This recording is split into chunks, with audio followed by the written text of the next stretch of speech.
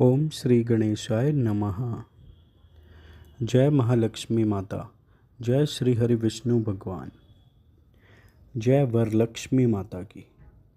वरलक्ष्मी व्रत दक्षिण भारत और महाराष्ट्र में विवाहित महिलाओं द्वारा मनाए जाने वाला एक लोकप्रिय अनुष्ठान है।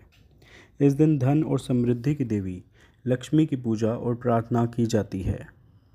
वरलक्ष्मी व्रत से जुड़ी कुछ लोकप्रिय कहानियां हैं। उनमें से सबसे महत्वपूर्ण चारुमती और श्यामबाला की कहानी है।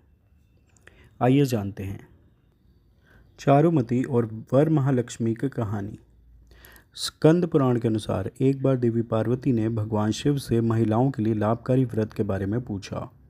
तब भगवान शिव ने वर महालक्ष्मी व्रत के महत्व का उल्लेख किया, जो महिलाओं के लिए सबसे लाभकारी व्रत है। वरलक्ष्मी व्रत के महत्व को स्पष्ट करने के लिए भगवान शिवजी ने माता पार्वती को वरलक्ष्मी व्रत की कथा सुनाई थी। इस व्रत की कथा के अनुसार मगध देश में कुंडी नामक एक नगर था।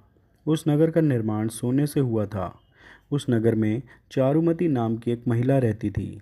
चारुमती अपने पति का बहुत ख्याल रखती थी और वह माता लक्ष्मी की बहुत बड़ी भक्त थी। चारुमती हर शुक्रवार माता लक्ष्मी का व्रत करती थी और लक्ष्मी जी भी उससे बहुत प्रसन्न रहती थी। एक बार माँ लक्ष्मी ने चारुमती के सपने में आकर उसको इस व्रत के बारे में बताया। तब चारुमती से उस नगर की सभी महिलाओं के साथ मिलकर विधि पूर्वक इस व्रत को रखा और माँ लक्ष्मी की पूजा की। जैसे ही चारुमती की पूजा संपन्न हुई, वैसे ही उसके शरीर पर सोने के कई आभूषण सज गए तथा उसका घर भी धन धान्य से परिपूर्ण हो गया। उसके बाद नगर की सभी महिलाओं ने भी इस व्रत को रखना शुरू कर दिया। तभी से इस व्रत को वरलक्ष्मी व्रत के रूप में मान्यता मिल गई। अब प्रत्येक वर्ष महिलाएं इस व्रत को विधिपूर्वक करने लगी। यह व्रत अपार धन संपत्ति देने वाला व्रत है। इस व्रत को रखने से धन संबंधी सारी दिक्कतें दूर होकर दिन प्रतिदिन घर में धन समृद्धि बढ़ती जाती है। श्यामबाला और वरलक्ष्मी व्रत की कहानी। वरलक्ष्मी व्रत से जुड़ी एक और लोकप्रिय कहानी श्यामबाला की है।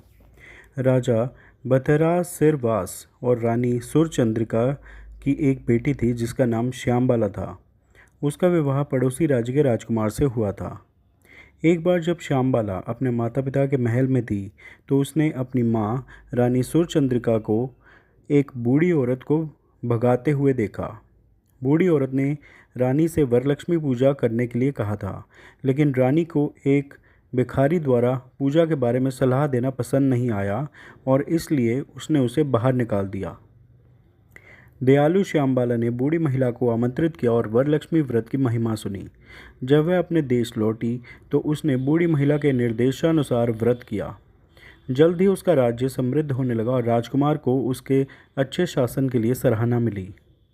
लेकिन श्यामबाला के माता पिता को कई कष्टों से गुजरना पड़ा और चारों ओर दुख था।